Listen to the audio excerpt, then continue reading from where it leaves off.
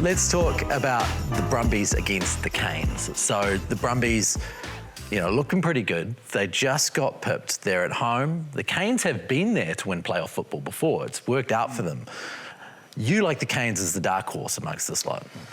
I just think their loose forward trio, like so many of these games are defined by big moments at defensive breakdowns or attacking breakdowns in terms of getting that speed of ball to play on top of sides. And you know how electric their backs are, and they're currently providing that ball. Yeah. Understanding on the weekend, they didn't have a Safar Moore. He's going to bring another dimension in terms of that front foot ball. So I just think the Canes are a team that, the Brumbies normally will win the collision and they'll strangle you through, creating discipline issues to then go to their maul. And then if that doesn't work, they do have the X factor out wide with Toole and Wright.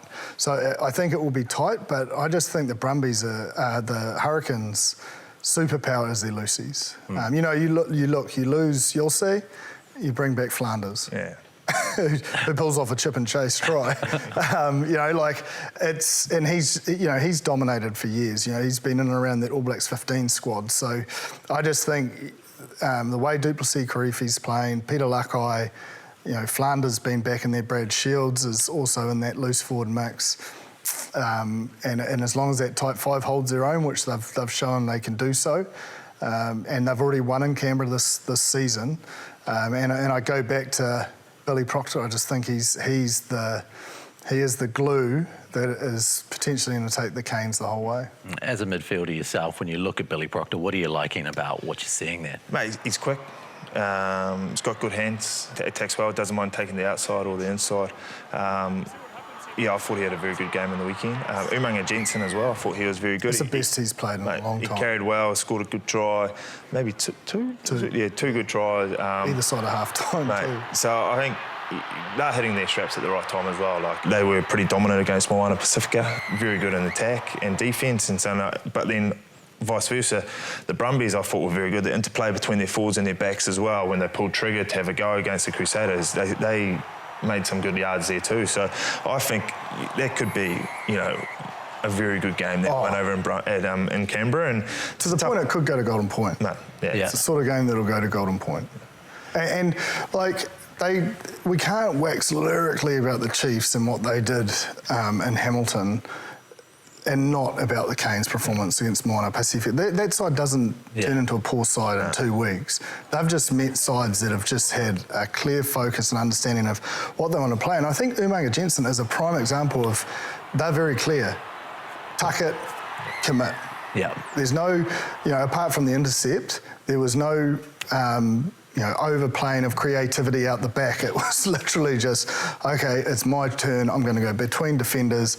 I'm going to fight through contact, look for the offload once I've won. It was very, although it looks, I suppose, overzealous, it was actually quite methodical and direct in nature because of that clarity of how they wanted to play.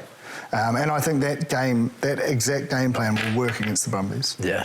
Brett Cameron coming back as well. He did very well, just direction around the field, game driver, put some nice little touches on the foot as well. I thought he had a very good strong game. kicker, in terms of points as well, which will be crucial. It was a bold call though, wasn't it? Because Ruben Love has been good. He has been, and the Godfrey as well. I think he's been injured for the last few weeks, or he might be back available again now. But Ruben Love has been good. But you also, maybe Ruben Love's got a bit more space at fullback as well, and he's a good player, very good player as well. So, I think they complemented each other very well. So I think, it'll be interesting to see what they do this week, but I'd say Brett Cameron will probably be at 10, I would say. Let's look at the Ashley and Martin turning point, brought to you by Ashley and Martin Medical Hair Centres on the weekend. The big play in that game, Jipper, Cam Roigard. Yeah. I just felt like if you looked at it, Adi Savia, 2 massive breakdown steals on the line, and then, they obviously exited from that one, lost the line, and then he got another one. And then, you almost felt like the pressure was relieved. And then from that set piece, when they came back, Cam Roigard flew up defensively, almost to show himself, to spook them, to almost carry. Offa thought he could get a little bit of a basketball pass, but, as Cam Roigard seems to do, he's a guy who can create things. He always comes up with these match-winning plays, and I think that was the turning point for the whole, because they just defended their line then to score an intercept try like that, and you could see almost the body language was really deflated as they went back to the under the sticks, and then Umaga Jensen bang before half time. It just, the whole dynamics and the tightness of the contest at 14-7 and defending your line.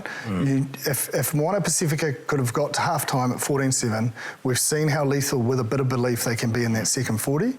I felt like that just took the wind so far out of their sails that, you know, they let another try in after that, and then from then on, because they needed the bonus point because the Blues had got it, you're thinking, man, they're going to have to score 7 or 8 tries here. In the second half. Like, they've been good in the second half. That just gets away. That felt like a mental and emotional mountain just too far, and because they had to chase it, created opportunity for the Canes, and the Canes took it.